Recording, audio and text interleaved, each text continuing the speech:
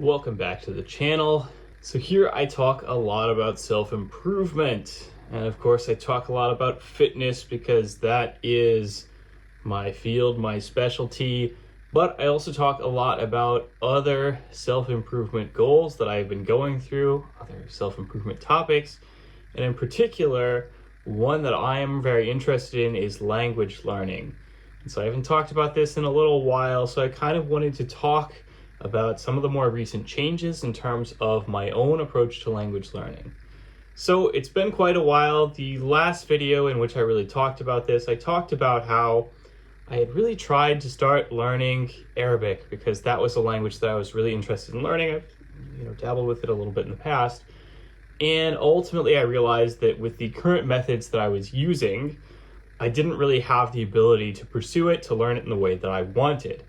And I realized also that because of just how busy I am and everything going on in my life, I didn't really have the time and the energy to devote the effort to really being able to follow the right methods. So I realized that this was not really going to be feasible for me to continue trying to learn on my own. And I decided, okay, I'm going to pick an easier language to focus on for a while. So I decided to focus more on Spanish, which is a language that I was interested in, and which ultimately I felt that I wanted to continue learning. I'd had some experience with it in the past, wanted to keep learning it, get it up to a good level of proficiency. The situation since then has unfortunately gotten a little bit, I don't want to say bad, but a little bit downhill from where it was last time. So since that time, it has been about a year and a half or so since I started on focusing on Spanish primarily. And unfortunately, I would say also that it has sort of damaged my morale a little bit, or I guess you could say even my interest in learning languages in general. So when I started out learning languages, obviously I had years and years of experience learning French from school and so on. And so basically when I moved to Denmark in 2016 and I started learning Danish, I kind of hit the ground running. I had a lot of time to focus on learning the language. I was really excited to learn the language. I really enjoyed it. And as a result, I was able to learn Danish really rapidly. And that was when I really discovered a passion for learning languages. I was like, okay, this is exciting. I'm really, really enjoying this. Finding out good methods to follow, finding out a good training routine to follow, and so on. And so I learned the language relatively rapidly and to a pretty good level of proficiency. And after that, I went back and focused on French again for about a year, got that back up to a good level of proficiency, did some of my reading goals in terms of reading some of the French books that I wanted to read, and I was pretty happy with that. I think what has really happened since then is that I've realized that I don't have the same level of passion for a lot of the other languages that I have always wanted to learn. So I've always wanted to learn a lot of other languages, including Spanish, Italian, German, Arabic, Russian, Chinese, and Japanese. And so I just kind of figured like, okay, I knocked out these first two languages pretty quickly. I enjoy them a lot. I should be able to see the same thing with all these other languages that I'm really interested in learning. And I should also be able to get through them pretty quickly. What I've really found is that that is not the case. So when I initially started learning Spanish and Italian, which are the other two languages that I've really put a significant amount of time into, I spent about a year each on these languages, and I thought I could get to, a decent amount of learning within a year so long as I was reasonably dedicated. Not spending a ton of time on them every single day, but spending maybe a half an hour to an hour of practice every single day for these languages.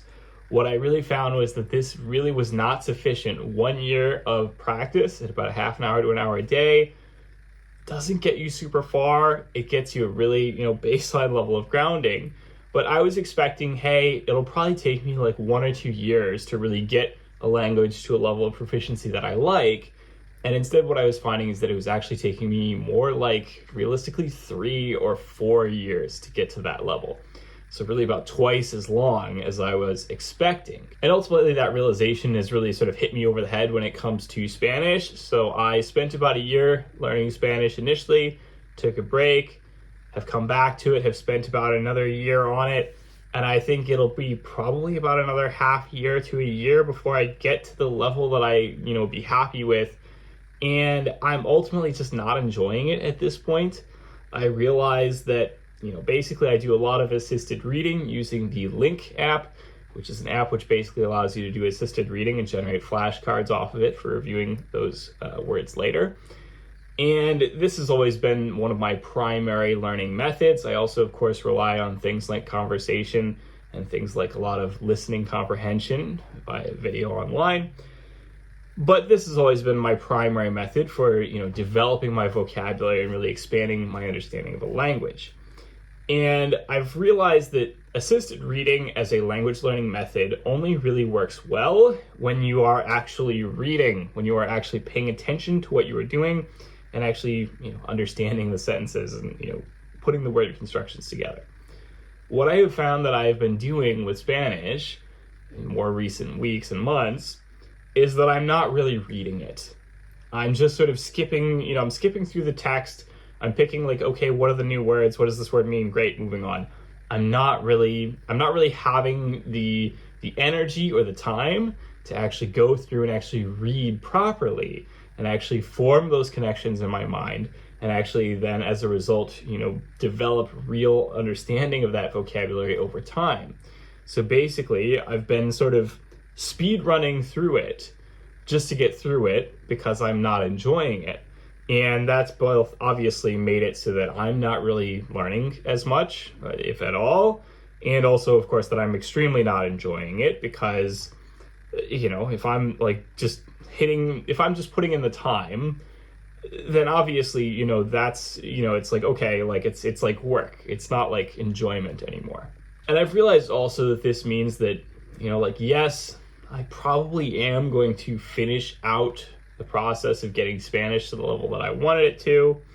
Again, it's going to take me some time and it's going to be slow. And I'm not really learning the way I want to, right? But I want to, again, put in another half a year to a year to get it to the level that I want to. And then after that, I'm really sort of not sure what I want to do next. So I might want to basically go back and just practice Danish some more, practice French some more. Those are languages that I, again, really enjoy. And obviously, when you've not been focusing on them for a while, you can feel yourself start to atrophy in terms of your understanding of the language, in terms of your use of the language, and so on. And so I think that realistically, I will probably go back and focus on those languages some more for a while. After that, okay, yes, I also want to get Italian to a good level of proficiency since I've already started learning it. But I don't think the passion is there anymore, even though it personally, to me, as an Italian American, Italian is one of the languages that I am most excited about. And even then, ultimately, I'm realizing now I don't have the energy. I'm not looking forward to it the way that I would have, a while ago.